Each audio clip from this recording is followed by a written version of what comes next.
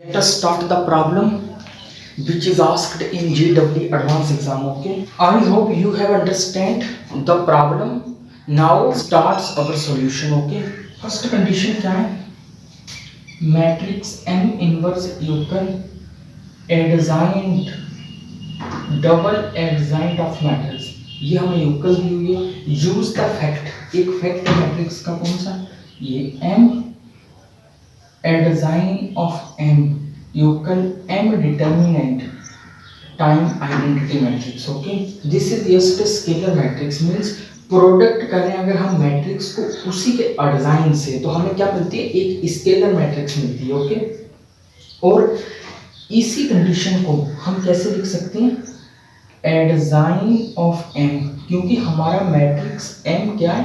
Invertible है. Okay, matrix M invertible है, इस डिटर्मिनेंट नॉन जीरो है और इसका इनवर्स एग्जिस्ट हो जाएगा. ओके, जब हम दोनों side both side multiplying by m inverse, तो यहाँ आइडेंटिटी बन जाएगा. यहाँ m determinant time m inverse.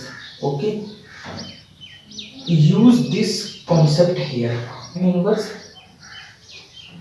Inverse equal adjoint. इस एडजॉइंट m को हम m determinant time m inverse matrix से रिप्लेस कर देंगे. Okay, adjoint of m determinant time m inverse.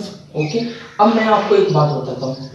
Adjoint of k e he equal होता है k की power n-1 adjoint of e. k क्या है? k कोई रियल नंबर है. ओके, और n क्या है? n मैट्रिक्स का ऑर्डर है. ओके, यहाँ हमें मैट्रिक्स का ऑर्डर क्या गिवन दिया हुआ है? 3. तो m डिटर्मिनेंट क्या है? कोई रियल नंबर है, क्योंकि डिटर्मिनेंट एक रियल नंबर होता है. ओके, m डिटर्मिनेंट की पावर 2. क्यों आएगी 2 पावर? क्योंकि मैट्रिक्स का ऑर्डर है 3. 3 - 1 क्या होगा? 2.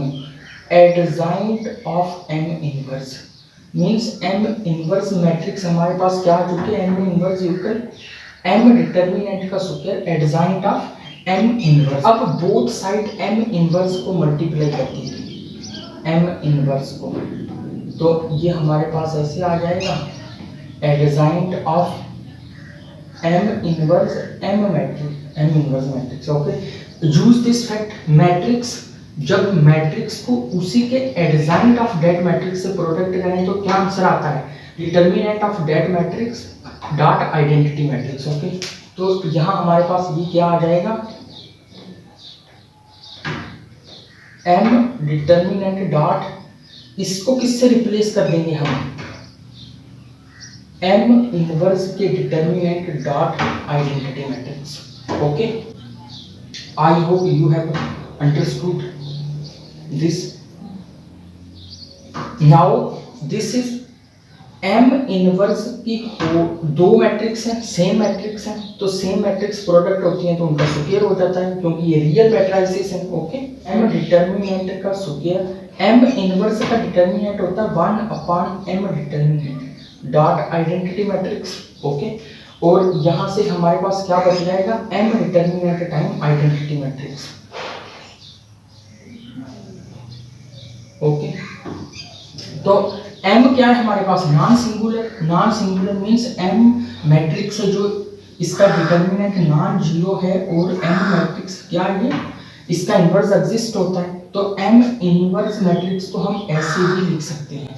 ओके, m इनवर्स मैट्रिक्स को हम ऐसे भी लिख सकते हैं. ओके, जैसे m मैट्रिक्स बोथ साइड आप m मैट्रिक्स से इसको मल्टीप्लाई करोगे तो आपके पास सिर्फ आइडेंटिटी आ जाएगी यहाँ. Okay, by using the identity की डेफिनेशन. ओके, तो ये हमारे पास क्या आ जाएगा? 1/m square equal m determinant dot identity matrix. और अल्टीमेटली ये क्या आ जाएगा? मैट्रिक्स का square equal 1/m determinant time identity matrix. Okay, determinant of m square equal determinant of 1/m determinant, और ये आइडेंटिटी मैट्रिक्स आ गई. Okay, determinant of k time k matrix, ये इक्वल होगा k टाइम की पावर n, k की power n determinant of e. जैसे adjoint k क्या होता था? k की पावर n-1 एडजॉइंट है, तो यहाँ n क्या होगा? ऑर्डर. तो 1/m डिटर्मिनेंट का क्यूब आएगा, डिटर्मिनेंट ऑफ आइडेंटिटी मैट्रिक्स। और आप जानते हो डिटर्मिनेंट ऑफ आइडेंटिटी मैट्रिक्स क्या होता है, 1। ओके, तो अल्टीमेटली ये क्या आ चुका है, 1/, ये आएगा determinant of m dot m, और ये इक्वल हो जाएगा determinant of m dot determinant of m। Okay, ये आ जाएगा हमारे पास डिटर्मिनेंट ऑफ m का होल स्क्वायर इक्वल हो जाएगा 1/, डिटर्मिनेंट ऑफ m का होल क्यूब, क्योंकि इसको मैं डिटर्मिनेंट ऑफ m का होल क्यूब भी लिख सकता हूँ, तो ये क्या आ जाएगा मेरे पास, डिटर्मिनेंट ऑफ m की whole power 5 equal let determinant of m equal x। तो x की पावर 5 इक्वल 1 implies that x की पावर 5 minus 1 equal 0 implies that x minus 1, ये इक्वेशन आ जाएगी हमारे पास।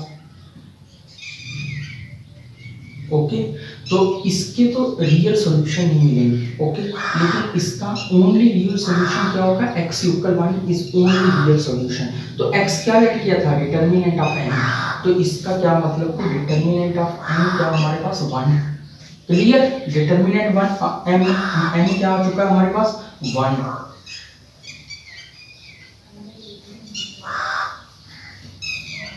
और m square equal 1/m determinant की आइडेंटिटी मैट्रिक्स थी, और डिटर्मिनेंट m क्या है मेरे पास 1। ओके, तो मैट्रिक्स m का स्क्वायर क्या आएगा, एक आइडेंटिटी मैट्रिक्स आ चुकी है।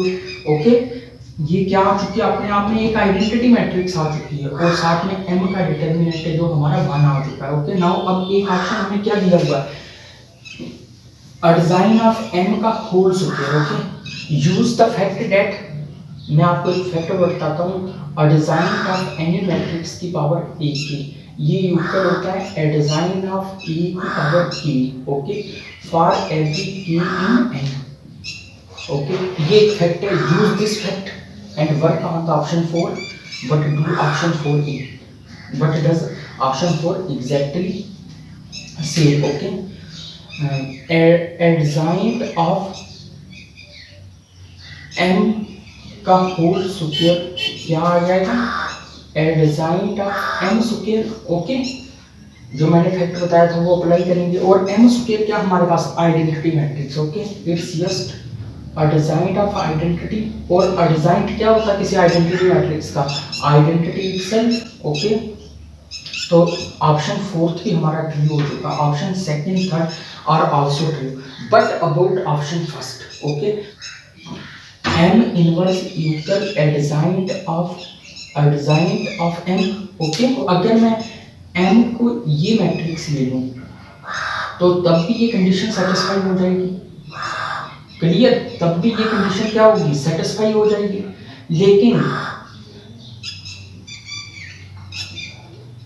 जरूरी नहीं कि m आइडेंटिटी ही आए। ओके, उसने क्या पूछा हुआ है, which of the following is are always true. m equal i पे भी ये सेटिस्फाई कर रहा है, लेकिन इस पे भी सेटिस्फाई कर रहा है, इस मैट्रिक्स पे भी ये कंडीशन सेटिस्फाई हो रही है, बट ये आइडेंटिटी नहीं है। So option 1 is false. Okay.